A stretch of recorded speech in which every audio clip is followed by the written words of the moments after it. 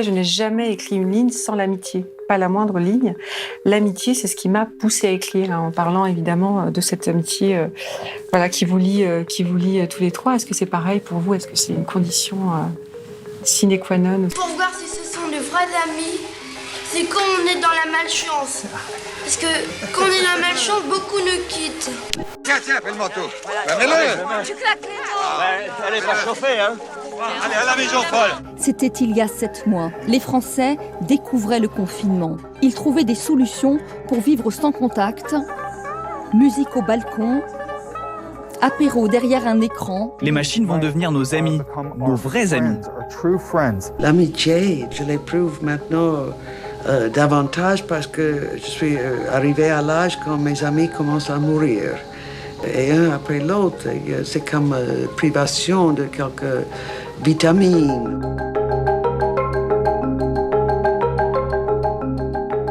Bonjour Geoffroy de la Gannerie. Bonjour. Merci infiniment d'avoir accepté mon invitation. Geoffroy de la Gannerie, vous êtes philosophe, sociologue. Je vous ai reçu il y a quelque temps pour évoquer avec vous un certain nombre de vos ouvrages politiques. Et il se trouve que le point de chute de notre dernier échange va constituer le point d'ouverture de celui-ci. Le point commun, c'est celui de l'amitié. L'amitié, c'est en effet le sujet peu banal et pourtant central de votre dernier livre, fondamental. 3, une aspiration au dehors, que vous faites paraître aux éditions Flammarion. Alors, vous y proposez une réflexion stimulante autour de l'amitié, que vous envisagez comme un mode de vie, une forme spécifique de l'existence, un projet politique de rupture sociale dont nous discuterons ensemble les modalités émancipatrices et créatrices. Alors, dans vos livres, Geoffroy de la Gannerie, vous aimez bousculer, troubler les catégories traditionnelles de pensée en vous appuyant souvent sur des cas, des biographies atypiques. Je pense à Snowden, à Assange dans Les lanceurs d'alerte, à Foucault ou Derrida dans Logique de la création. Eh bien, la particularité de celui-ci, c'est que vous partez de vous, de votre biographie, et plus précisément de la relation d'amitié singulière qui vous lie à Didier Ribon et Édouard Louis. Alors, au commencement de ce livre, Geoffroy de la Gannerie, il est un chiffre, le chiffre 3. Bonjour et merci beaucoup de me recevoir. C'est vrai que c'est un livre qui est un peu différent par rapport à ceux que j'ai pu écrire auparavant, puisqu'il va partir d'une singularité, d'un mode de vie vécu et d'un récit, d'une amitié qui s'est construite depuis 10 ans avec Didier et Édouard et qui donne au livre ce titre 3. Mais alors après, moi, je mets un peu en question l'idée selon laquelle ce sera un livre plus biographique que les autres, parce que je m'interrogerai sur qu'est-ce qu'on a tendance à enlever de la vie et à pas penser comme faisant partie de la vie. Après tout, quand j'ai écrit sur la question du système pénal, le fait d'être un sujet arrêtable, le fait d'être un sujet jugeable, le fait d'être un sujet emprisonnable par l'État qui a fondé ma critique de l'État pénal d'en juger fait partie de ma biographie. Le fait, quand j'écris le livre avec Assa Traoré, de réfléchir sur le rapport différentiel des Blancs et des Noirs à l'espace public qui est structuré par le rapport à la police, c'est aussi quelque chose qui fait partie de ma biographie. Et donc, quand j'écris sur l'université, c'est aussi parce que je m'affrontais au pouvoir universitaire et à la normalisation académique disciplinaire qui s'opère dans l'université, dans mon livre Logique de la création, c'est partie aussi de ma biographie. Et donc, en fait, je dirais que tout le monde écrit toujours à partir de sa vie, tout le monde écrit à partir de sa biographie, de son engagement dans le monde, des pouvoirs qu'il rencontre. Et ce livre-là, effectivement, il est né d'un pouvoir aussi. En fait, tous les livres naissent plutôt d'un pouvoir que d'un problème biographique, puisqu'il est né au moment des confinements, c'est-à-dire à un moment dans lequel tout un ensemble de règles qui ont été mises en place de distanciation sociale ont présupposé une dégradation des relations amicales, puisque les relations amicales étaient vues comme des relations dangereuses, des relations qu'il fallait suspendre pour que la santé de la nation puisse se persévérer. Et on a vu à ce moment-là le fait qu'il était possible de traverser le pays pour aller chercher ses enfants, par exemple, mais pas possible de traverser la rue pour voir son meilleur ami. Et donc, à partir du moment où, avec Didier et Édouard, nous vivons une vie ensemble, tous les trois ensemble, nous nous voyons tous les jours, nous dînons ensemble, nous n'habitons pas ensemble, notre relation a affronté un pouvoir d'État où on s'est rendu compte, et je me suis rendu compte que notre vie était en fait précarisée par l'institution étatique. Et donc, le fait de ne pas pouvoir voir Édouard ou voir Didier sans avoir un policier placé entre nous, sans devoir avoir différentes attestations, devoir un peu frauder, m'a amené à m'interroger sur qu'est-ce qui fait que dans nos sociétés, on dégrade l'amitié, qu'est-ce qui fait que dans nos sociétés, il y a une forme de guerre qui est menée à l'amitié. Est-ce qu'on ne pourrait pas partir de cette singularité, de cette vie qui se construit autour de l'amitié, donc en rupture avec la manière dont les vies ordinaires sont construites, pour interroger comment fonctionne le monde social en général, pour interroger le cycle de la vie, pour interroger le familialisme, pour interroger le couple, pour interroger la parentalité, pour interroger les puissances institutionnelles. Et donc à partir de ce moment conjoncturel de rapport à un pouvoir, ça a été pour moi le point de départ d'une interrogation sur comment fonctionne le pouvoir dans nos sociétés et de faire de l'amitié le foyer d'une réflexion sur les identités et sur le monde social et la possibilité peut-être de vivre autrement. Vous faites, dans la continuité de vos travaux antérieurs, comme vous l'avez très bien expliqué, vous faites de l'amitié une force oppositionnelle. Oui, à l'ordre institué. Absolument. Je pense que les points de départ du livre, c'est de penser que les vies sont extrêmement réglées. Et de fait que l'une des choses sur lesquelles nous réfléchissons très peu, c'est le fait que la plupart des gens ont tendance à vivre leur vie en se conformant à des modèles de l'organisation du cycle de vie et de l'existence qui nous sont imposés par des injonctions familiales, par des représentations de soi, par des cadres institutionnels, par des cadres légaux, et que beaucoup de gens ont l'impression que leur vie leur échappe un peu, que leurs vies ont été volées par la société parce qu'ils acceptent l'idée que la jeunesse est fondée sur les relations d'amitié au moment de l'étude, et puis à la mise en couple. Se mettre en couple, c'est forcément s'installer avec la personne, puis avoir des enfants, et donc après avoir moins d'amis, etc. Et donc on a cette espèce de manière dont notre société est organisée par des modèles de l'existence qui sont très très peu interrogés. Et j'essaie dans mon livre de dire que dans la sociologie, on parle parfois de dépossession économique, pour parler du fait qu'on est dépossédé de l'accès à certains biens matériels. On parle parfois de la dépossession culturelle, pour parler du fait qu'on est dépossédé de l'accès à certains biens culturels. Et j'essaie un peu d'introduire le concept de dépossession existentielle, c'est-à-dire le fait que nous sommes dépossédés de la capacité à choisir nos vies, à choisir nos modes d'existence, et que pour beaucoup de gens, il ne s'agit pas de dire pour tout le monde, il ne s'agit pas d'en faire un modèle normatif, mais pour beaucoup de gens, sans doute que le modèle conjugal, familial, parental n'est pas le modèle qui convient à leurs aspirations profondes, et qu'il s'agit donc de faire place à tous ces dissidents de la famille pour essayer peut-être de construire une société un peu plus heureuse. En fait, mon idée, elle est de dire que peut-être que l'une des choses qui tient la société, peut-être l'une des choses qui est le plus profondément inscrite dans la société, c'est la structure familiale, c'est la structure parentale et c'est la vie organisée autour du foyer, du domestique, de l'intérieur, etc. Et que cette structure fondamentale a peut-être un rapport en fait avec le conservatisme de nos sociétés, qu'il y a un rapport entre le conservatisme des mœurs et le conservatisme de la société, et que si on introduisait d'autres modèles de vie organisé autour de l'amitié, centré sur la sortie, sur la rencontre, etc., on pourrait peut-être créer une société beaucoup plus heureuse et beaucoup plus libertaire. Et en fait, on dit beaucoup qu'on a fait la révolution des mœurs dans les années 60-70. En fait, c'est pas vrai. On a fait, en un sens, une révolution sexuelle. C'est vrai qu'on a libéré beaucoup de choses sur la sexualité, notamment avec la pilule, avec l'avortement, avec les mouvements LGBT, etc.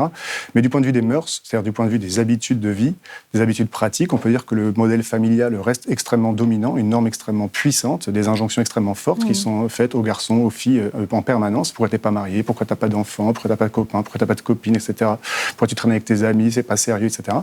Et en fait, mon livre, il essaye un peu d'accomplir une révolution des mœurs et de proposer la révolution de l'amitié comme révolution des mœurs. Alors on va revenir sur cette question d'ordre, notamment familial et des cadres qu'il suppose et qui le soutiennent. Oui. Mais avant cela, je voulais qu'on fasse un petit détour par la question de l'amour, puisque c'est une question importante. Oui. Quand on parle du 3, on parle du 3, on ne parle pas du 2. Oui. Est-ce que vous pouvez nous expliciter un petit peu cette question de la conjugalité et du modèle du couple, qui est un modèle d'enfermement opposé à ce que vous proposez dans votre lecture de l'amitié? C'est vrai que le livre, il s'appelle 3 pour 2 raisons. Il s'appelle 3 parce qu'on est 3, et parce que la relation dont je parle et dont je pars est la relation avec Didier et Édouard. Mais il s'appelle 3 aussi parce qu'il essaye de faire une critique de la manière dont, traditionnellement, on a pensé l'amitié à travers la figure du 2, à travers la figure du couple d'amis. Cicéron et Atticus, Montaigne et la Boétie, parce que c'était lui, parce que c'était moi, Laurel et Hardy, Bouvard et Pécuchet, enfin tous les amis très connus dans la tradition sont des couples d'amis, et très souvent, quand vous lisez la littérature sur l'amitié, les gens vont réfléchir à l'amitié en termes de 2 personnes, et qui vont essayer d'avoir un lien comme ça éthique, profond, métaphysique, etc. entre eux. Et si on fait ça, malheureusement, et je pense que c'est une erreur, on va dupliquer en fait la théorie de l'amitié sur la théorie de l'amour, c'est-à-dire qu'on va penser l'amitié sur le modèle du couple, sur le modèle du 2, mais qu'à partir de ce moment-là, précisément, on va passer à côté de la singularité de l'amitié, qui est la démultiplication des liens, qui est la multiplicité des liens, qui est le refus de l'enfermement. Je crois que l'amitié est une forme de vie qui s'oppose frontalement à la manière dont l'amour est structuré dans nos sociétés.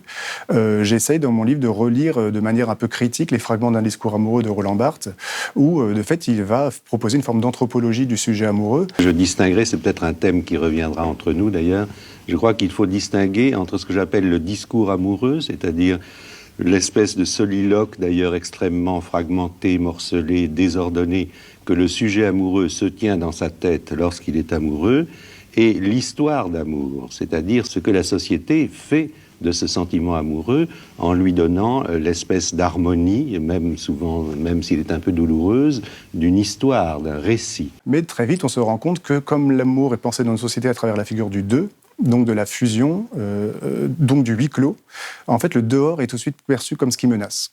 Comme soit ce dont on ne parle pas, et il y a très peu de dehors dans le livre de Roland Barthes, Fragments d'un discours amoureux, soit le dehors, c'est le rival, c'est le jaloux, c'est avec qui tu sors, c'est pourquoi tu rentres tard, etc. Et donc, c'est quelque chose qui est considéré comme une forme de problème par rapport à la relation amoureuse, ce qui fait que très très vite, en fait, dans le livre de Barthes, on se rend compte que les affects fondamentaux du couple, ça devient la jalousie, ça devient la rivalité, ça devient l'attente, ça devient tout un ensemble de sentiments plutôt tristes, en vérité, plutôt angoissants, et puis très très vite, ça devient l'ennui, parce qu'en fait, si jamais vous êtes deux enfermés dans le même appartement, vous vous levez à la même heure, vous mangez les mêmes céréales, vous regardez la même série, vous faites les mêmes vacances, vous lisez les mêmes livres, à la fin, vous n'avez plus rien à vous dire, et c'est une raison pour laquelle les sentiments amoureux disparaissent quand ils sont vécus de cette manière, parce que aimer quelqu'un, c'est aimer l'autre, c'est aimer ce qu'il vous apporte, c'est aimer le fait que précisément il n'est pas vous, et que si vous construisez une relationnalité affective sur le fait d'être tellement ensemble qu'à la fin, vous êtes deux fois la même personne, vous ne pouvez plus aimer l'autre, vous n'avez plus rien à vous dire, parce que vous êtes dans l'ennui de la réplication de vous-même, et pas dans l'attention à l'autre et de ce qui vous apporte justement. Et donc, mon idée, c'était de dire qu'est-ce qu'on pourrait imaginer comme forme de vie qui serait opposée au modèle affectif du couple. Et bien précisément, l'amitié, c'est une forme de vie qui ne se situe pas dans le cadre d'une dégradation du dehors, mais au contraire d'une aspiration au dehors. D'où le titre de mon livre, parce que aimer l'amitié, c'est aimer la rencontre. C'est mettre au centre de sa vie la rencontre. Donc précisément le fait que la vie n'a pas de centre, parce que le centre de la vie devient rencontrer les autres, et les amitiés sont transitives. C'est un des grands principes de l'amitié par rapport à l'amour. C'est vrai que si votre amoureux rencontre quelqu'un dont il vous dit « je suis un peu amoureux », vous êtes un peu jaloux, et vous le voyez comme une menace. Alors si vous avez un ami qui dit « je viens de rencontrer quelqu'un dont je suis ami », vous savez que vous allez le rencontrer. Vous savez que vous allez lui parler, donc vous êtes content. Ça va enrichir votre vie. On se présente toujours ses amis, on devient l'ami des amis de ses amis.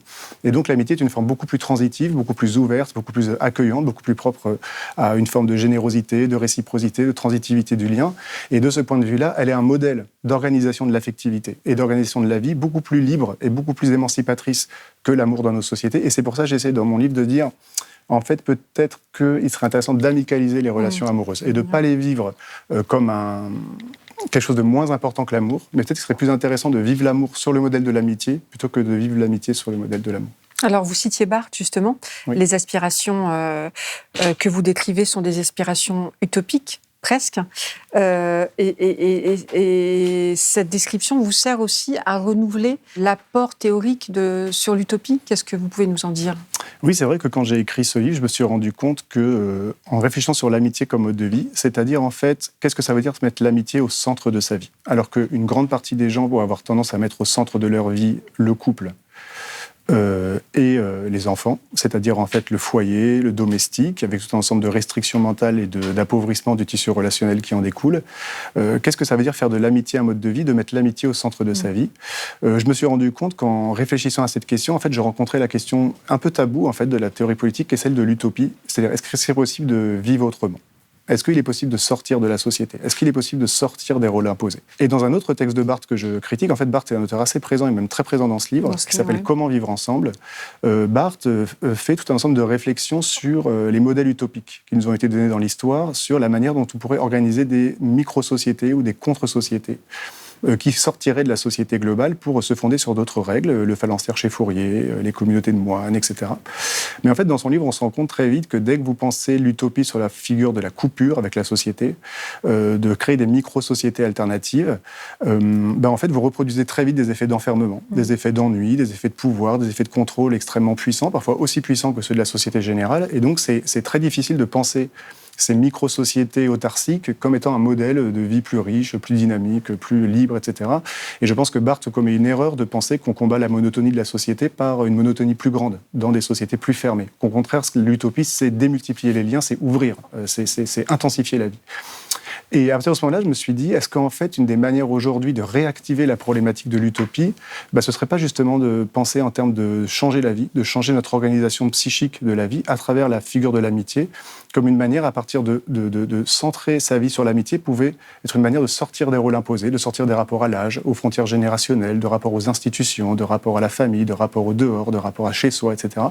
Et donc, il pouvait être une réactivation contemporaine de l'idée d'utopie, même pour changer la société, et de peut-être essayer de faire de l'amitié un projet politique pour la gauche aussi important que l'a été l'anarchisme ou que l'a été le communisme, c'est-à-dire un projet de rupture sociale. Un projet de rupture sociale. Cette utopie-là, elle se réalise dans une forme pratique. C'est ce que vous essayez de décrire.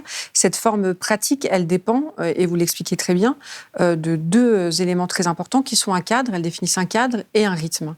Il y a l'espace, et il y a l'espace de l'amitié, et il y a le temps de l'amitié. Vous développez beaucoup ces deux dimensions. Est-ce que vous pouvez nous en dire un mot? Parce qu'elles sont hyper importantes. Le temps est très important parce que je pense que c'est l'un des principes essentiels de la normalisation des existences. L'un des grands principes de la pensée critique, c'est de dire que quand vous avez des vies plurielles, mais si vous avez une norme unifiée, forcément la norme elle est répressive, c'est-à-dire elle va exercer des effets de pouvoir sur la diversité des plans de vie, la diversité des aspirations.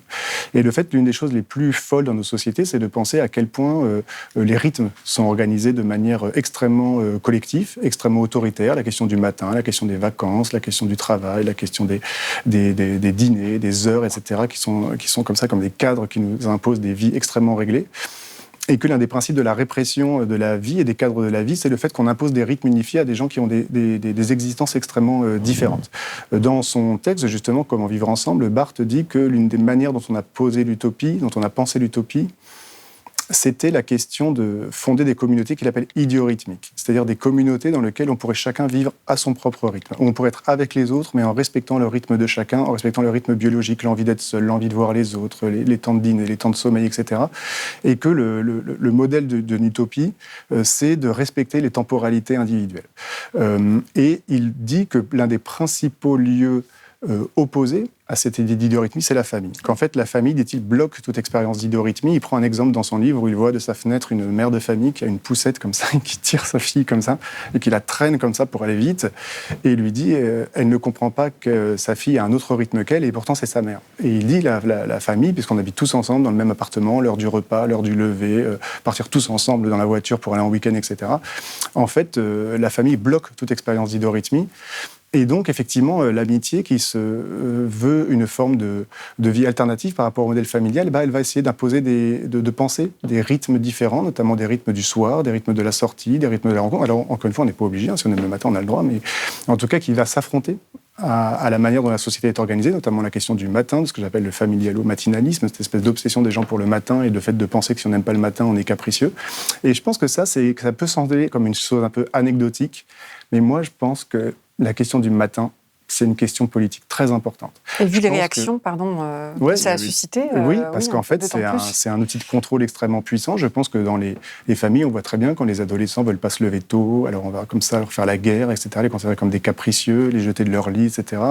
Je pense, moi, que l'une des principales explications de la haine de l'école, c'est la haine du matin. J'ai jamais compris pourquoi on devait forcément commencer les cours à 8h, les gens doivent se lever à 5h30 quand ils ont des bus scolaires. Enfin, c'est des contraintes extrêmes.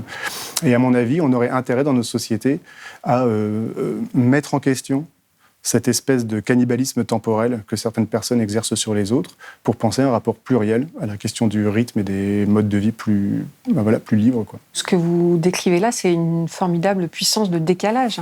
Est-ce que c'est un manuel qui est destiné à tous les décalés, en fait, des gens qui se sentent...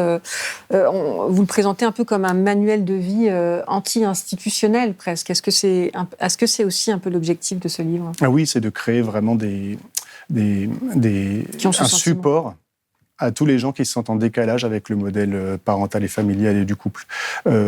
C'est un livre qui essaye de créer une forme de communauté des dissidents de la famille. Comme Marx disait, prolétaires de tous les pays, unissez-vous, mais ce serait dissidents de l'ordre familial, unissez-vous, et unissez-vous au tir de la figure de l'amitié. Il y a beaucoup de gens qui sont en décalage avec les injonctions familiales. Vous pouvez avoir 20 ans, vous ne vous sentez pas tout à fait à l'aise avec ça, vous n'avez pas vraiment envie, mais vous n'avez pas de mots pour le nommer, ou vous n'avez pas de livre qui vous permettent de le penser. Je raconte beaucoup dans mon livre la tradition féministe de l'enfermement des femmes dans le milieu domestique. Et, vous citez Annie Ernaux, la femme gelée, notamment. Exactement, la femme gelée, c'est-à-dire la femme prisonnière des tâches domestiques qui se retrouve à 30 ans, prisonnière de la domesticité, prisonnière des tâches domestiques, prisonnière de la reproduction du foyer, et qui a l'impression de passer à côté de sa vie. Et très très souvent dans les trajectoires de femmes, vous constatez que quand elles sont libérées de ça, elles changent. Et je le raconte, la mère d'Édouard Louis, je raconte la mère d'Annie Ernaux, je raconte ma maman à moi, à quel point dès que ces femmes-là ont été libérées du couple, c'est-à-dire en fait le mère qui est parti ou elles l'ont foutu dehors, ou les enfants qui sont partis à 18 ans, elles revivent. elles changent. Elles se mettent à faire de la culture, à avoir des amis, à avoir une vie sexuelle, à rencontrer des gens, aller au café, voir leurs copines, etc. Et qu'il y a beaucoup de femmes. Et je pense que c'est vraiment très important pour un féminisme libertaire aujourd'hui, qui revivent et qui ont le sentiment de revivre et de pouvoir enfin vivre quand la vie domestique s'interrompt. Et en fait, ça veut dire aussi que c'est des gens qui se sont embarqués dans une vie sans trop savoir pourquoi avoir des enfants, parce qu'on nous vend le bonheur collectif autour d'avoir des enfants. Et dès que vous n'avez pas d'enfants à 30 ans pour une femme, tout de suite, on va vous en parler tout le temps, comme une injonction. Et c'est très, très rapide dans la vie comment des injonctions se transforment en désir de conformité qui fait qu'on le fait. Sauf que le problème d'avoir un enfant, c'est que vous le faites et puis vous êtes embarqué pour 18 ans, quoi. C'est pas un petit choix qu'on fait dans la vie qu'on peut casser comme un Pax. C'est un enfermement vraiment très, très, très long. Et je pense que tous ces gens, en fait, qui n'ont pas de modèle pour s'opposer au modèle familial, fait qu'ils se retrouvent prisonniers d'une vie qui n'est pas vraiment la leur. Il y a une très belle phrase de Adorno que je cite, au début du livre, qui dit « Il ne faut pas confondre ce que l'on est et ce que la société a fait de nous ». Et ça veut dire qu'il y a toujours en nous, très souvent, des intentions, des aspirations qui sont très différentes des manières dont on s'est conformé à un ordre, et que ces formes de répression, en vérité, elles sont la source d'une quantité de souffrance énorme dans la société. Je rappelle quand même la statistique de Durkheim dans le suicide, qui rappelle que la femme mariée a une tendance au suicide supérieure à la femme célibataire. C'est ce qu'il appelle le suicide fataliste, c'est-à-dire que comme la vie est fermée, la vie est toute tracée, en fait, il n'y a plus d'espoir de vie future heureuse, et donc les femmes ont tendance à se suicider plus quand elles sont mariées que quand elles sont célibataires. Bon, je pense qu'effectivement, il y a toute cette espèce de quantité énorme de souffrance, de dépossession, de violence qui est exercée par le modèle familial et par les injonctions familialistes, et que comme la vie, à mon avis, centrée sur l'amitié est 1000 fois plus heureuse, 1000 fois plus libre, 1000 fois plus agréable que la vie familiale, j'essaye un peu de produire ce désir de construire des vies alternatives. Alors en cela, cet essai est vraiment un essai féministe aussi. Et on parlait du matinalisme et des réactions précédemment. La famille, la parentalité, la conjugalité, comme vous le disiez, produisent vraiment beaucoup de souffrances intimes. Oui. Et paradoxalement, en tout cas médiatiquement ou dans la réception, on sent que ce livre répond aussi à une attente. C'est qu'il répond à des attentes pour les décaler et certainement pour beaucoup d'autres, mais en même temps déclenche souvent des réactions assez polémiques, assez violente parfois. Comment vous expliquez ça ? Pourquoi est-ce que ça déclenche de telles polémiques selon vous ? Parce que, alors, c'est toujours très difficile de répondre à ces questions parce qu'on peut amener à être un petit peu autosatisfait. Ou être un peu de s'auto-flatter. Déjà, je dirais que sur le discours de la droite qui est sur la réception de ce livre, moi, ça m'a plutôt amusé parce que je me suis rendu compte qu'il y a 10 ans, quand on manifestait pour l'ouverture du mariage pour les couples de même sexe, la droite et l'extrême droite nous accusaient de vouloir détruire la famille. Et maintenant que je fais un livre pour dire que ce serait peut-être bien d'inventer des modes de vie en dehors de la famille, on m'accuse de vouloir aussi détruire la famille. Donc devant des discours aussi inconséquents et inconsistants, mais qui est classique de la droite, puisque la droite ne pense pas, comme vous le savez, il ne faut pas les prendre trop au sérieux. Et il faut savoir que ce sont avant tout des instruments de guerre contre une forme de parole gay. En vérité, si quand un gay parle pour rentrer dans l'ordre familial ou pour en sortir, vous l'accusez toujours de vouloir détruire quelque chose, d'être une menace pour la société, c'est qu'en fait vous pensez que les gays sont une menace pour la société et qu'en fait vous voulez l'éradication de la parole gay. En vérité, moi je le pense comme ça, politiquement.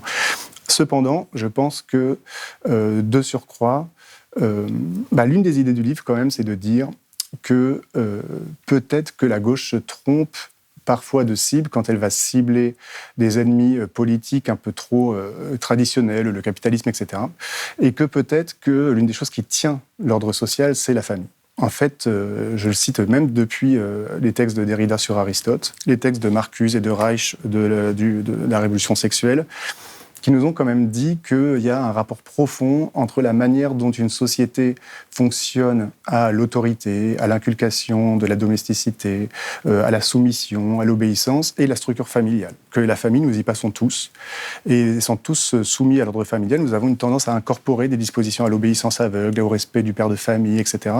Et que ça façonne ce que l'école de Francfort appelait des personnalités autoritaires, qui pour eux étaient l'une des explications du fascisme. En fait, et qu'il y avait un rapport entre ordre familial et ordre politique fasciste ou conservateur.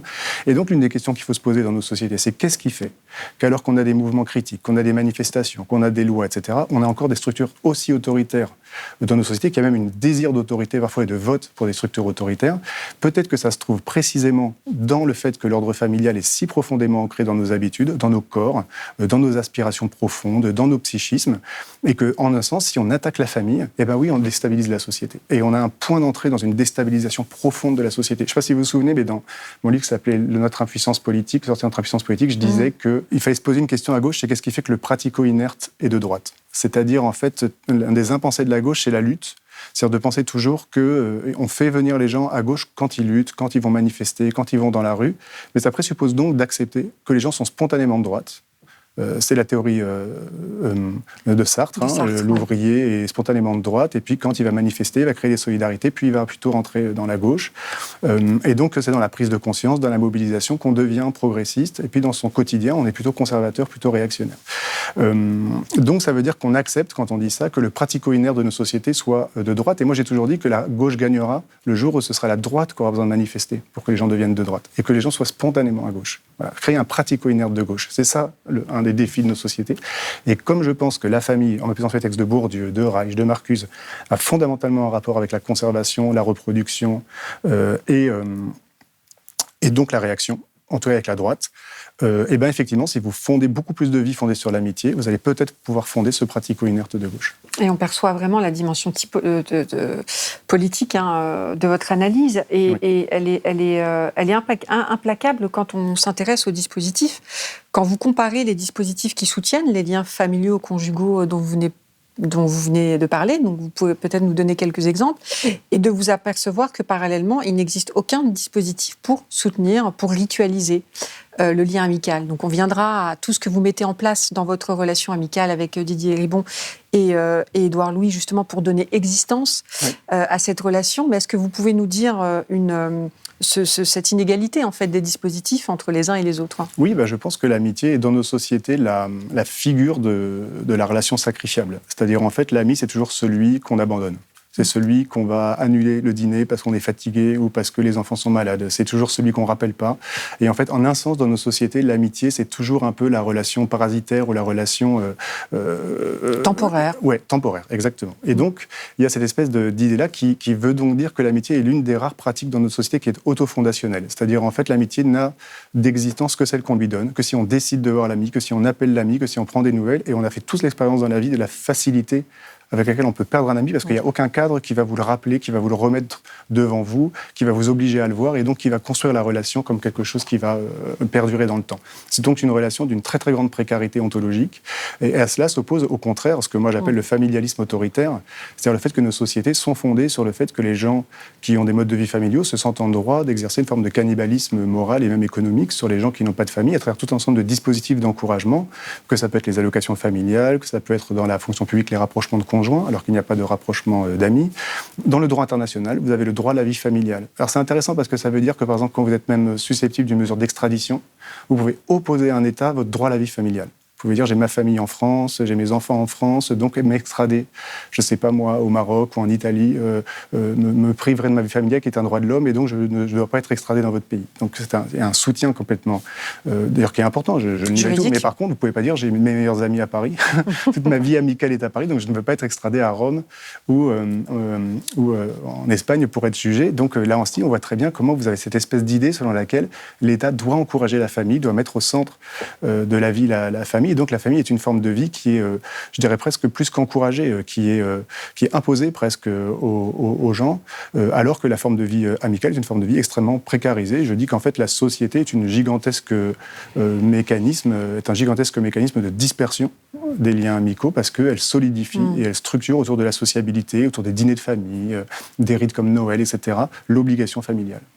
Et pour lutter contre cette précarité ontologique du lien amical, vous mettez en place des routines, des rituels, jusqu'à saturation, vous dites même parfois, où même l'absence est présente. Est-ce que vous pouvez, c'est assez, vous le décrivez vraiment de manière très intéressante dans le livre. Vous nous donnez à voir des photos, vous nous montrez votre agenda, la synchronicité entre les différents agendas. Est-ce que vous pouvez nous parler de l'importance du rituel et la force de ce que vous avez mis en place? Oui, parce qu'à partir du moment où la société est une machine à détruire l'amitié, si on veut construire l'amitié comme mode de vie, il faut faire une guerre à la guerre de la société contre l'amitié. Il faut faire une contre-offensive à travers des dispositifs qui vont maintenir l'amitié dans le temps et qui vont la ritualiser pour l'inscrire dans la relation situation quotidienne. Le livre, en un sens, c'est aussi un livre sur le quotidien, sur la question du quotidien, parce que l'une des choses qui va... Je ne dis pas que les gens qui ont des familles n'ont pas d'amis, ça, ce serait vraiment absurde, et beaucoup de gens ont des amis, heureusement,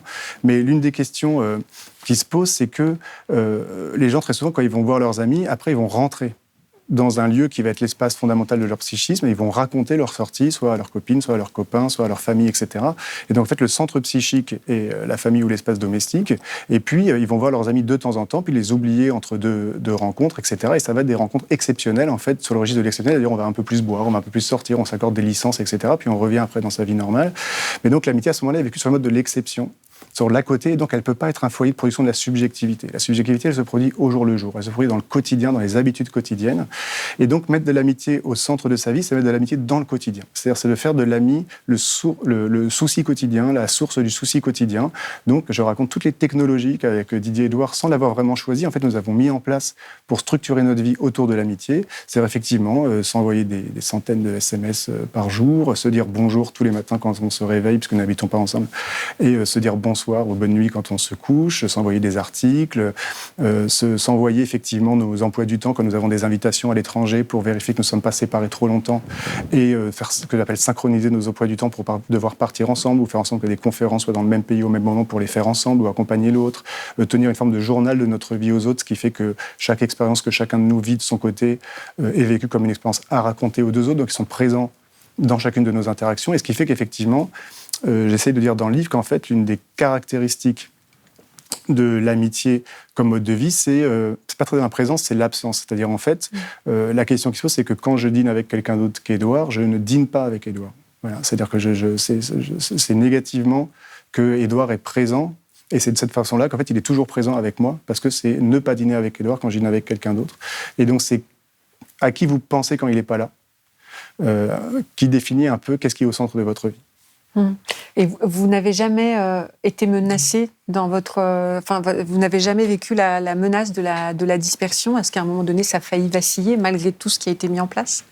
Il y a eu des choix qui ont été faits, c'est-à-dire moi, ça m'est arrivé, ou Édouard, ça lui est arrivé d'avoir des propositions d'enseignement à l'étranger pendant longtemps, pendant des mois et des mois, et entre l'opportunité professionnelle, si on veut, et la possibilité que ça menace l'amitié, la conclusion a été de ne pas le faire. Donc pour l'instant, il n'y a pas eu de ces menaces-là, parce que ça a été des décisions conscientes de ne jamais prendre le risque que l'amitié se dissolve à cause d'autres types de choix.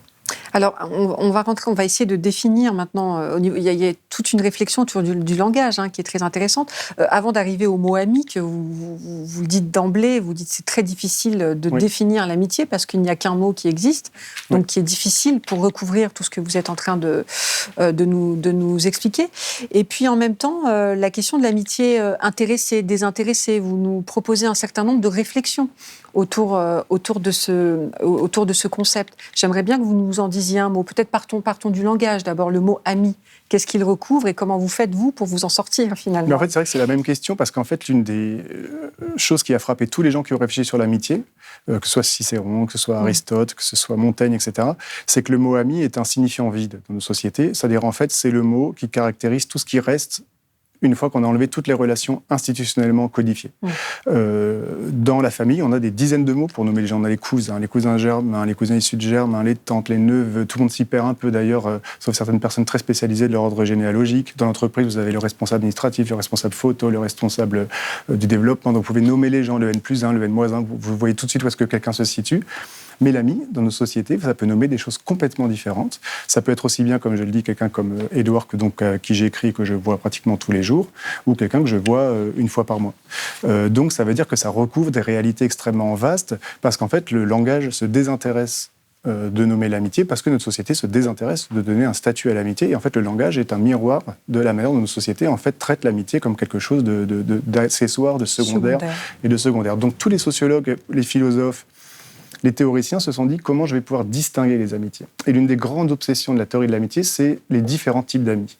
Vous le voyez chez Aristote, vous le voyez chez Cicéron. Et ce qui m'a frappé à chaque fois, c'est que aussi bien chez Aristote que Cicéron, on va faire des dégradations des amitiés, ce qu'ils appellent conjoncturelles, c'est-à-dire les amitiés intéressées, les amitiés instrumentales, les amitiés fondées sur des intérêts communs, etc. Ça, c'est considéré comme des amitiés secondaires, de second ordre. Et ils opposeront toujours à ça une forme d'amitié éthique, dans lequel deux êtres s'aimeraient de manière désintéressée, dépassionnée, non conjoncturelle, comme deux âmes qui se rencontreraient de manière parfaite, etc., dans un accord un peu mystérieux et tout. Et moi, cette théorie un peu éthique et psychologique en fait, de l'amitié comme un face-à-face entre deux personnes m'a semblé complètement fausse et complètement abstraite. En fait, moi, je me méfie toujours dans la théorie quand on cherche le mystère. Parce qu'en fait, le mystère, c'est ce qui nous empêche de penser que la réalité, elle est beaucoup plus simple, en vérité, très souvent, et beaucoup plus claire si on l'aborde de manière objective. Dans le livre de Didier Ribon, là... sur la vieillesse et la mort de sa mère qui sort dans quelques jours. Et c'est une très, très, très, très jolie phrase de Norbert Elias sur la mort, où il dit, en fait, ce qui nous empêche d'affronter simplement la mort, c'est qu'on l'entoure de mystère. On a une espèce de mystère, de discours sur qu'est-ce que c'est que mourir, qu'est-ce que c'est que passer, etc. Et lui, il dit, en fait, la mort ne recèle aucun mystère. La mort, c'est juste la fin d'une vie. Voilà. Et c'est la fin d'une trajectoire de vie. Et c'est rien de plus que ça, et c'est rien d'autre que ça. Et effectivement, dès qu'on le pense comme ça, la mort devient quelque chose de beaucoup moins difficile à penser, beaucoup moins difficile à affronter. C'est un peu pareil. Moi, je pense que l'amitié n'a pas besoin d'être métaphysique, ou d'être éthique, ou d'être totale pour être de l'amitié réelle. Et d'ailleurs, si jamais on se fie aux définitions aristotéliciennes ou de Cicéron de l'amitié, personne n'est ami comme ça. Ça n'existe pas, l'amitié pure de deux êtres parfaitement désincarnés. Il y a même la théorie chez Cicéron qu'une amitié véritable ne doit jamais s'arrêter. On ne peut pas perdre un ami, parce qu'un ami qu'on perdrait, ça voudrait dire que l'amitié était liée à un moment, et donc elle était conjoncturelle, et donc elle était un peu pas honnête, parce qu'elle était liée à des intérêts pratiques. Bon, mais tout le monde a toujours perdu des amis, ça fait partie de l'amitié, le fait de perdre l'ami. Et moi, j'essaie même dans mon livre de dire qu'on ne perd que des amis véritables. En vérité, les gens qu'on voit tout le temps, c'est les gens que le monde social nous oblige à voir, sur les modes de la sociabilité, donc de l'ennui, et qu'en fait, un ami véritable, c'est quelqu'un qu'on perd, parce que précisément, la théorie que j'essaie de construire, moi, c'est une théorie non pas éthique, ou métaphysique de l'amitié, mais une théorie sociologique de l'amitié comme pratique quotidienne de transformation de soi par le contact avec l'autre. Qu'en fait, ce que nous aimons dans l'autre, c'est ce qu'il nous apporte. C'est le fait que nous soyons intéressés par lui, parce que précisément, ce n'est pas nous. Et comme ce n'est pas nous, il va avoir des lectures, il va avoir des réflexions, il va avoir des postures corporelles, il va avoir des intonations, il va avoir des conversations qui sont différentes de celles qu'on a. Et cet écart entre lui et nous fait que précisément, on vit autrement. Grâce à lui, on se transforme grâce à lui. Et cette transformation de soi par laquelle nous changeons et nous devenons quelque chose d'autre que nous-mêmes fait que nous sommes intéressés à le voir. Et c'est dans cet intérêt que naît l'affection. Vous savez, j'aime pas trop l'étymologie, mais il y a cette très belle étymologie de l'intérêt en latin, c'est inter-esse, c'est ce qui est entre. Voilà. Être intéressé par quelqu'un, c'est précisément intéresser ce qui est entre vous et vous-même. Entre vous et vous-même, ce qui vous augmente. Et donc, le sentiment affectif, c'est précisément la pratique de la transformation de soi et de l'augmentation de soi à travers la rencontre avec l'autre. Et donc, à partir de ce moment-là, on comprend beaucoup mieux, à mon avis, l'amitié si on fait sauter un verrou conceptuel, mais qui est très important de nos sociétés, qui est de penser que être intéressé par quelqu'un, c'est un peu impur après de l'aimer. D'être intéressé par quelqu'un, ce serait un peu louche. Quoi. En fait, moi, je ne crois pas du tout. Je crois qu'on a tous fait l'expérience du fait qu'il y a des grands moments d'ébullition professionnelle ou politique. Pendant 2 mois, on travaille ensemble, on s'adore, on se voit tout le temps. Et donc, on est intéressé par la personne parce qu'on crée ensemble, parce qu'on fabrique quelque chose ensemble. Ça peut être un intérêt politique, un intérêt artistique, un intérêt sexuel, un intérêt économique, tout ce que vous voulez. Mais quand ce moment disparaît, l'affect disparaît parce que l'intérêt commun a disparu, parce que l'intérêt de voir l'autre a disparu. Et donc, en fait, c'est complètement faux dans nos représentations que être intéressé par quelqu'un et l'aimer véritablement sont opposés. En fait, aimer véritablement quelqu'un, c'est aimer ce qu'il vous apporte, donc c'est être intéressé par lui. Cette idée d'augmentation, elle est très belle. Elle vous est inspirée, je crois d'ailleurs, par Spinoza. On va aborder la question du potentiel créatif et émancipateur à travers l'écriture, notamment en ce qui vous concerne, en ce qui concerne votre relation avec Didier Ribon et Édouard Louis. Mais avant cela, vous avez un petit peu évoqué l'idée de la mort. Est-ce que vous pensez, vous n'en parlez pas du tout dans votre livre, à la mort de l'ami ? Est-ce que c'est quelque chose que vous... C'est un livre d'éloge. Donc c'est un livre où j'ai cherché que le positif. C'est une forme de vie tellement précarisée, tellement minorisée dans nos sociétés que j'ai voulu faire vraiment une affirmation du sentiment amical, une affirmation de la mode de vie amicale dans toutes ses potentialités créatrices, dans toute sa force. Et donc c'est vrai que je ne parle pas des choses tristes, mais c'est vrai que nécessairement la question de l'amitié ou de la relation avec quelqu'un pose la question de la disparition de l'ami, de la mort de l'ami. Et qu'est-ce qui se passe une fois que l'ami meurt et comment est-ce qu'on gère l'ami ? Alors moi j'ai eu de la chance de ne pas avoir d'amis morts. Pour l'instant, de ne pas avoir vécu la mort d'un ami. Donc c'est une question que je ne pouvais pas vraiment poser parce que comme vous l'avez dit au début, c'est un livre qui est quand même biographique, donc c'est un sentiment que je ne connais pas, la mort de l'ami, mais que je connaîtrai sans doute un jour, parce que jamais c'est moi qui meurs le premier. Et à ce moment-là, peut-être j'y réfléchirai, mais j'y ai pas pensé. Mais effectivement, Derrida le dit ça, que quand on écrit sur l'amitié, on écrit toujours des mémoires d'outre-tombe. On se pose toujours la question du survivant, de qu'est-ce qui va rester, comment je parle à l'ami une fois que je sais que l'un de nous deux sera plus là bientôt. Voilà, ça c'est vrai, c'est une question sans doute fondamentale, mais moi j'ai pas abordé dans ce livre. Le côté émancipateur, libérateur produit par cet espace relationnel qu'est le cadre amical. Vous avez de très belles pages sur l'activité d'écriture qui vous relie tous les trois. Vous l'appelez même la vie à écrire. Oui. Et vous avez cette phrase concernant Didier Ribon, qui a évidemment un rôle déterminant. Vous avez cette phrase qui vous concerne, vous, Édouard, lui, vous dites « il nous a sauvés ». Oui. Est-ce que vous pouvez nous expliquer dans quelle mesure il vous a sauvés ? J'essaie de proposer l'idée selon laquelle l'amitié est un contre-pouvoir. C'est-à-dire, en fait, dans nos sociétés, quand nous naissons au monde, nous avons des institutions qui nous imposent de manière extrêmement puissante un certain nombre d'injonctions. Là, on a beaucoup parlé des injonctions familialistes ou des injonctions à la parenté, au couple, à l'enfantement, etc. Mais quand on est auteur, on a des injonctions de normalisation qui sont liées aux institutions académiques, aux institutions culturelles, dont une certaine manière de ces injonctions sont soit des injonctions de normalisation, d'écrire de cette manière ou dans ces formes-là, ou très souvent des injonctions au silence en disant « tu ne vas pas oser être un auteur, ça n'est pas pour toi d'écrire, etc. » Et donc de fait disparaître la possibilité d'écrire parce que les gens ne se sentent pas légitimes à écrire. Et beaucoup de gens, je pense, ont renoncé à l'écriture par un manque de légitimité, ou alors ont écrit dans des formes extrêmement codifiées parce qu'ils ont reproduit le modèle que l'institution leur obligeait à adopter pour pouvoir être reconnus par l'institution. Comment est-ce qu'on peut résister aux institutions ? Et l'une des questions du livre, c'est où se situe la possibilité de la résistance dans nos sociétés, c'est-à-dire où se situe la possibilité d'avoir des forces oppositionnelles par rapport aux logiques institutionnelles qui sont tellement puissantes, tellement fortes dans le quotidien, dans leurs injonctions, dans leur violence excluante aussi, et dans les récompenses qu'elles donnent aux gens qui se conforment, parce que ça va être des postes, des titres, des articles, etc., tout un ensemble de choses liées à la reconnaissance. Et donc, j'essaie de dire dans le livre, peut-être que les espaces de l'affection ont un peu été sous-estimés, en fait, dans la sociologie, et dans la gauche, en vérité, comme des lieux de résistance et de contre-pouvoir, parce que précisément, quand vous voyez quelqu'un qui, tous les jours, dans le quotidien, pas par des leçons ex-cathedra, mais dans le quotidien, vous inculque des réflexes, vous donne des références, vous propose un autre modèle de la vie, et bien précisément, cette espèce de sociabilité alternative par rapport aux sociabilités institutionnelles, petit à petit crée un habitus en vous qui va être en décalage par rapport à l'habitus institutionnel et qui vous permet de prendre des distances, de faire ce que j'appelle une déclaration d'indépendance par rapport aux institutions, par rapport aux nomos du champ, et qui permet à ce moment-là de vous donner des libertés par rapport aux censures académiques ou institutionnelles ou aux injonctions institutionnelles, et vous permet d'écrire autrement, de penser autrement et de vous penser autrement. Et qu'il y a toujours eu, en fait, dans l'histoire de l'art et de la pensée, un rapport entre invention esthétique, invention intellectuelle et invention relationnelle. Ça a toujours été le cas. Je raconte dans mon livre Manet et la révolution impressionniste. Je raconte l'existentialisme, Sartre, Beauvoir avec Giacometti, Viollet-le-Duc, etc. Donc en fait, l'invention relationnelle, elle est consubstantielle à la création d'une forme de vie qui va pouvoir s'engendrer à travers des principes propres dans l'affection, dans la confiance réciproque, dans la confiance.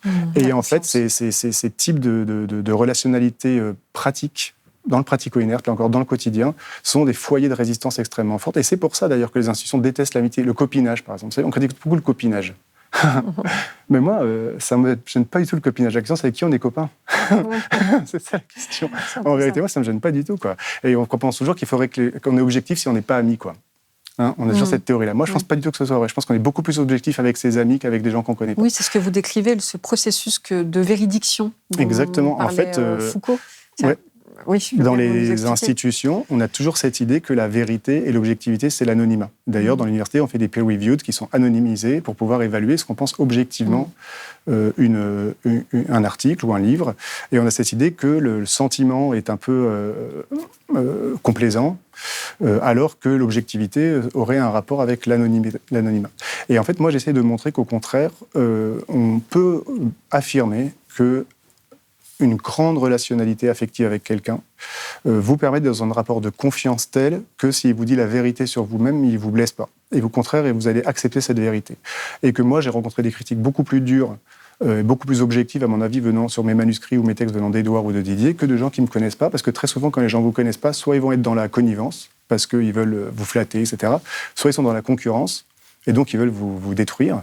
Mais donc en fait, la connivence et la concurrence, qui sont les deux formes institutionnelles du rapport à l'autre, sont des entraves à la vérité, en fait. Alors que la confiance, qui se crée dans la relationnalité amicale peut en faire un lieu beaucoup plus propice à l'énoncé de vérité, même très dure, mais on sait qu'on n'est pas blessé par l'autre.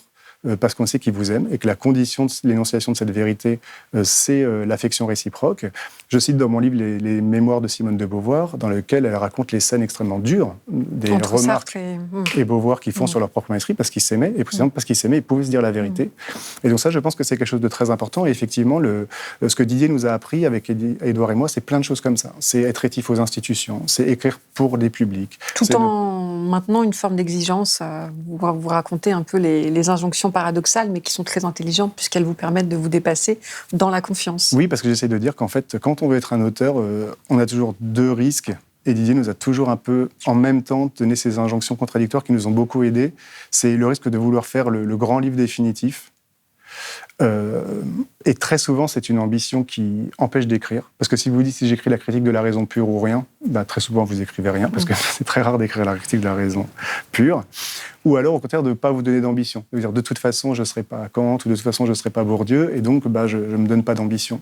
Et Didier, je raconte dans mon livre que l'une des manières qu'il a eu de nous subjectiver comme auteur exigeant, c'était de nous dire à la fois, n'écris pas de livre si ce n'est pas la distinction, mais ne te fixe pas pour objectif d'écrire la distinction ou rien. Et qu'en fait, en faisant fonctionner ces deux injonctions apparemment contradictoires, il a permis de lever les censures universitaires ou littéraires qui veulent empêcher les gens de se donner des ambitions, et en même temps de pas que les ambitions deviennent des formes de l'impuissance et de la paralysie, mais au contraire qu'elles servent à inventer notre propre manière d'écrire. On apprend ainsi que, par exemple, sur vos conseils, Édouard Louis a enterré une fiction que vous avez jugée pas très bonne, on va dire. C'était rapide. Hein. Didier Ribon a pu interrompre l'écriture d'un de ses livres pour porter secours à l'un d'entre vous. Je ne sais plus si c'est vous ou si c'est Édouard. Enfin voilà, il y a une vraie... Une première version de ce livre n'est pas parue parce qu'Édouard m'a dit que ce n'était pas bien du tout. Donc ce livre, j'ai mis beaucoup de temps à l'écrire parce que j'ai fait une première version beaucoup plus littéraire, sous la forme d'un récit que j'ai fait lire à Édouard et qui m'a dit « je crois que ça ne marche pas du tout, il ne faut pas le faire comme ça ne fonctionne pas ». Et donc après, j'ai passé 1 an et demi à reprendre le livre pour lui donner cette forme-là. Donc là aussi, il y a une version de ce livre qui n'est pas sortie. Et donc c'est là que vous dites on a tort de présenter les grands auteurs comme des solitaires, des figures solitaires. En réalité, elles se sont toutes construites dans des solidarités très fortes. D'ailleurs, vous avez quelques lignes aussi sur la relation très importante de Didier Ribon avec Pierre Bourdieu et des conseils de Didier Ribon à Pierre Bourdieu que ce dernier n'a d'ailleurs pas forcément respecté. C'était sur son esquisse d'une socio-analyse. Vous pouvez peut-être nous dire aussi un mot de cette anecdote parce que je la trouve très intéressante. Oui, puisque vous venez de dire sur s'entourer d'amis. Parce que c'est vrai que nos sociétés ont tendance à assigner la figure du créateur, la figure du solitaire, les revenus du promeneur solitaire, l'artiste maudit, etc. Or, en fait, ce qu'on montre dans l'histoire, c'est que c'est précisément la relationnalité amicale, le soutien réciproque, l'encouragement qui permet d'accomplir ce que Bourdieu appelle dans son texte sur Manet la possibilité de sauter dans le vide, c'est-à-dire de prendre une rupture par rapport aux institutions, de faire quelque chose de totalement inédit, et que face à la méconnaissance que ça va produire ou aux insultes que ça va rencontrer, bah, si vous n'avez pas un cercle amical extrêmement proche qui vous encourage, qui vous rassure, qui vous reconnaisse, eh ben, vous êtes un peu désarmé. Et donc en fait, effectivement, pour les gens qui veulent écrire, je leur dis toujours, n'essayez pas de vous penser sous la figure de l'artiste maudit, mais entourez-vous d'amis, entourez-vous de gens qui peuvent vous lire, qui peuvent vous encourager, qui peuvent vous comprendre, etc. Donc je prends plusieurs exemples dans mon livre, et c'est vrai que dans l'esquisse pour une auto-analyse de Pierre Bourdieu, c'est un livre qui hésite entre deux pôles. C'est un livre où Bourdieu essaie de raconter un peu sa vie et de penser qu'est-ce qui fait qu'il a été Pierre Bourdieu, mais où il est confronté, et il ne cesse de le dire dans les conversations avec Didier, je ne peux pas raconter mon enfance, mes sentiments, mes relations sexuelles et amoureuses, mes parents, etc., parce que sinon, je vais perdre mon statut auprès de mes collègues. Sinon, mes collègues vont se dire, il est devenu fou. Qu'est-ce que Bourdieu nous fait? Pourquoi il nous raconte sa vie, ses relations amoureuses, etc. Et donc, je vais être obligé d'euphémiser toute cette partie-là pour en faire un livre un peu plus sur Bourdieu, dans le champ intellectuel, mon opposition à Sartre, à Lévi-Strauss, l'objectivisme, le subjectivisme, etc. Ce que, de fait, le livre est. Et Didier, lui disait toujours mais qu'est-ce que vous en avez à foutre de vos collègues? On n'écrit pas un livre pour ses collègues, et vous devriez plutôt vous inspirer de Jean Genet que de la sociologie académique si vous voulez écrire ce livre. Et donc, Bourdieu était confronté entre deux injonctions.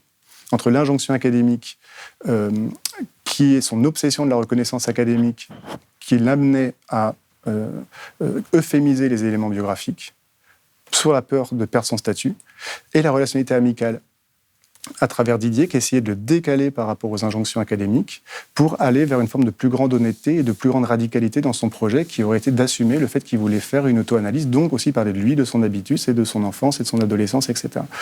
Et donc on voit très bien ici comment fonctionnent deux formes d'injonction possibles, la liberté que donne la relationnalité amicale et la contrainte que donne l'obsession de la reconnaissance institutionnelle et les censures académiques. Et dans mon livre, je dis que ça, c'est l'exemple d'un échec, puisqu'en fait, comme Bourdieu n'avait pas construit l'amitié au centre de sa vie, comme il était beaucoup plus prisonnier des cadres académiques que de la relationnalité amicale, finalement, à la fin, c'est quand même l'académie qui l'a emporté sur l'amitié et qui fait que c'est un livre qui est un peu moins puissant et un peu moins libre que ce qu'aurait pu être s'il avait plus fait confiance à son ami. Fait confiance à son ami, comme vous le dites. En tout cas, la contribution de l'amitié, c'est quand même... on entend bien toute la dimension émancipatrice et elle apparaît vraiment comme un levier de lutte culturelle aussi et politique. Et ça me fait penser, parce que vous en parliez tout à l'heure à votre livre « Sortir de l'impuissance politique », où vous dressiez un constat quand même assez incisif sur la situation des luttes sociales. Et vous considériez que celui de la dissidence est très codifié, donc en cela assez stérile. Et déjà, vous aviez cette intuition, en tout cas c'est comme ça que vous le présentiez, que la dissidence s'exprimerait plutôt par des pratiques quotidiennes, des pratiques sociales. Alors, à la lecture de ce livre, je me demande vraiment si vous considérez que l'amitié, posée ainsi de manière socio-politique, on va dire, renoue avec une forme de puissance politique. Est-ce qu'on renoue à travers cette lecture, j'insiste, parce que ça pourrait paraître anecdotique, s'intéresser à l'amitié comme un sujet, comme je le disais, un peu inattendu, pas banal. Oui. En réalité, la grande force, elle est peut-être celle-ci, c'est-à-dire que ça nous permet de renouer avec l'idée de puissance. Oui, exactement. Moi, j'ai essayé de donner à l'amitié le contenu de vraiment une forme de manifeste anti-institutionnel et de la possibilité d'inventer des vies beaucoup plus émancipées par rapport aux institutions. Je pense que la conclusion du livre, elle est sur l'action de nos rapports aux institutions. Et de dire qu'en fait, l'une des sources du malheur de nos vies, et de normalisation de nos vies, c'est qu'on a tendance à vouloir s'arracher à l'arbitraire de l'existence, à trouver un sens à notre vie dans les institutions, dans les reconnaissances institutionnelles, dans les titres, dans les décorations, dans les rites, etc. Et que nous avons une tendance parfois à aller au-devant des injonctions institutionnelles parce qu'elles vont nous donner une garantie d'être social, être professeur, être ministre, être maître de conférence, être journaliste connu, etc. Mais qu'en fait, cette espèce de course à la reconnaissance est précisément ce qui, par exemple, paradoxalement, nous condamne à une forme de tristesse, parce qu'en fait, les reconnaissances, une fois qu'on les a, on sait qu'elles valent rien. Et tout le monde qui a accédé à un statut, c'est qu'en fait, c'est beaucoup moins important que ça a l'air. Mais la docilité profonde des gens par rapport aux institutions, elle vient d'une forme de course à l'existence sociale, ce que Bourdieu appelle le fait d'être arraché à l'insignifiance et à la peur de la mort à travers les rites sociaux qui nous garantissent une identité. Oui, tu mérites d'exister, tu es ministre, tu es sociologue connu, etc. Et je me dis dans mon livre, en fait, ça c'est l'un des grands principes de normalisation des aspirations, de courir après les reconnaissances, et que l'un des lieux où on peut créer des micro-sociétés, par lesquelles on fait dissidence par rapport à la recherche de la reconnaissance et par lesquelles on se donne à soi-même ses propres critères, par lesquelles on se donne à soi-même ses propres encouragements, ces formes de micro-sociétés anarchistes, on peut les cultiver dans la relationnalité amicale qui, à partir de ce moment-là, apparaissent comme des espèces de micro-groupes en guerre contre l'organisation traditionnelle de l'existence et qui, à ce moment-là, peuvent être le lieu déjà de déposer la société de son pouvoir d'intimidation sur nous, d'être beaucoup plus libre par rapport aux injonctions sociales et aussi d'être un lieu de ressources pour les contestations dans toutes leurs formes. C'est-à-dire qu'effectivement, si vous avez au centre de votre vie l'amitié et pas la domesticité, la famille, etc., comme votre vie est centrée sur le dehors, pour nous, ça prend la forme de l'écriture, majoritairement. C'est notre vie au dehors, mais ça peut être l'engagement associatif, ça peut être l'engagement politique, ça peut être l'engagement artistique, etc. Donc en fait, ça fonde un projet politique d'une société qui est ouverte sur l'autre et sur la rencontre et sur l'affirmation d'un projet politique émancipateur. Bourdieu dit dans un texte sur la maison individuelle que je cite dans mon livre que en fait l'idéologie familialiste de nos sociétés, c'est une utopie politique qui est fondée sur un modèle de société qui est une juxtaposition d'égoïsme particulier, où chacun a son foyer, se pose la question de la reproduction de son patrimoine, de la reproduction de sa position sociale, rembourser son crédit, etc. Et donc il façonne forcément des dispositions réactionnaires. et à cette espèce d'idée de la société familialiste fondée sur la juxtaposition d'égoïsme, l'idée d'une société qui serait un rassemblement d'énergie collective ouverte vers le dehors et vers la pluralité, qui serait la vie amicale. Et donc on voit là qu'on a 2 projets de société. Et donc une puissance de l'amitié par rapport à une impuissance de la famille. 2 projets de société. D'ailleurs, c'est très bien que vous en parliez parce que je n'ai pas eu le temps de l'évoquer, mais que vous symbolisez ou que vous explicitez par deux figures qui sont le foyer domestique et le café. Vous opposez le café au foyer domestique. Le café est un cadre très très important dans votre relationnalité amicale. Vous avez de très belles pages moi, aussi sur je suis plus l'importance chez moi au du café que chez moi. C'est ça que je dis. La formule de l'amitié, c'est je suis plus chez moi au café que dans mon canapé. Sur votre canapé. Et c'est intéressant parce que le café, c'est très souvent la vie de bohème dont était entouré Manet, c'était une vie de café. Sartre, c'est la vie de café. Sartre et Beauvoir habitaient séparément dans des petits studios. Parce qu'en fait, c'était pas important chez eux. Ils dormaient, ils écrivaient, mais leur vie était au dehors. Moi, pareil, j'habite dans un studio, etc. Donc, en fait, dans des petits appartements, parce qu'en fait, l'endroit essentiel, c'est l'endroit du café, l'endroit de la rencontre. Et je pense que le café, c'est un lieu tout à fait fondamental comme disposition d'esprit, d'être ouvert à l'autre, ouvert à la rencontre, d'avoir une vie privée au dehors, une vie privée dans le public, en fait. Et il y a une jolie formule de Lénine, vous connaissez, qui dit que le socialisme, c'est les soviets plus l'électricité. Et moi, je pense qu'une société libertaire, c'est les cafés plus l'amitié. On pourrait finir là-dessus, mais j'ai quand même une dernière question, parce que même si en préambule, vous avez indiqué qu'effectivement toute votre œuvre est biographique et clairement de juger à sortir de l'impuissance politique en passant par l'art impossible, évidemment, mais on peut quand même noter dans votre premier livre, Logique de la création, vous racontez votre éloignement du champ académique. L'avant-dernier livre sur le corps et la sexualité, pour la première fois, vous évoquez votre relation à Didier Ripon. Et puis, quand même, dans ce livre, vous donnez un peu plus de matière intime, malgré tout. Donc, il y a quand même une évolution un peu plus réflexive, j'ai l'impression, en ce qui vous concerne. Est-ce que c'est quelque chose, quand même, que vous pensez... du point de vue théorique, est-ce que vous pensez que c'est vraiment important ? Est-ce que c'est une évolution que vous souhaitez poursuivre et accentuer ? Oui, parce que je pense que l'une des choses que j'ai essayé d'accomplir avec Didier, c'est de renouveler un peu la théorie. Et je pense que les formes théoriques, elles doivent se renouveler si elles veulent qu'elles gardent une forme de fraîcheur et de brancher sur la modernité. Par exemple, quelqu'un comme Sartre, c'est quelqu'un qui a renouvelé l'écriture de la philosophie par rapport à la philosophie universitaire et qui, en la mêlant avec son écriture littéraire, a fait des livres très, très, très différents, sur la question juive, l'essentialisme d'un humanisme, critique de la raison dialectique, que la philosophie académique telle qu'elle était écrite. Et donc, Bourdieu a écrit de la sociologie très différemment que Gurvitch, que Durkheim, etc. Donc, il a renouvelé, il a mis des photos, il a mis des entretiens, il a modernisé beaucoup, il a mis des BD parfois même dans certains de ses articles, donc il a modernisé l'écriture. Et donc si on veut qu'une forme reste vivante, il faut la moderniser. Il faut la renouveler et il ne faut pas se calquer sur des modèles de ce que c'est qu'écrire de la théorie. Vous voyez ce que je veux dire ? Et donc, moi je pense que Retour à Reims, c'est un livre de Didier, est un livre fondateur d'un champ. Est un instaurateur de discursivité.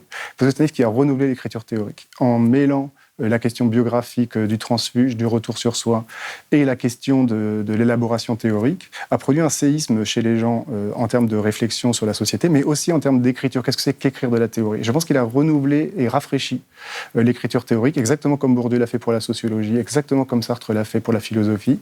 Et donc c'est vrai que les effets sont toujours un peu longs, parce que les habitudes que moi j'avais pris d'écrire mes livres étaient plutôt calquées sur le modèle classique de la philosophie, un peu plus aride, etc. Et que le temps que ce livre infuse, etc., en moi, et de penser comment je peux dramatiser un peu mon écriture, comment je peux le brancher plus sur des affects vivants, comment est-ce que je peux rendre la vie plus présente dans l'écriture. Et de fait, c'est quelque chose que j'essaye de maximiser aujourd'hui. Et quand là, des livres que je suis en train d'écrire, j'essaie toujours de les connecter avec des récits possibles, avec des choses plus biographiques. Le livre avec Assa Traoré avait aussi cette pente-là. Essayer de lire sur la police à partir de la mort d'Adama Traoré. Et donc, ouais, je pense que c'est une potentialité aujourd'hui de rafraîchir et de moderniser l'écriture de la théorie. Merci infiniment, Geoffroy de La Gannerie, pour cet entretien. Et j'encourage vraiment les gens qui nous regardent, en tout cas s'ils ne l'ont pas encore lu, à lire ce livre qui est vraiment très important, du point de vue théorique également. Et puis je pense que tous les décalés et au-delà trouveront matière à réflexion. Et voilà, merci infiniment. Merci beaucoup.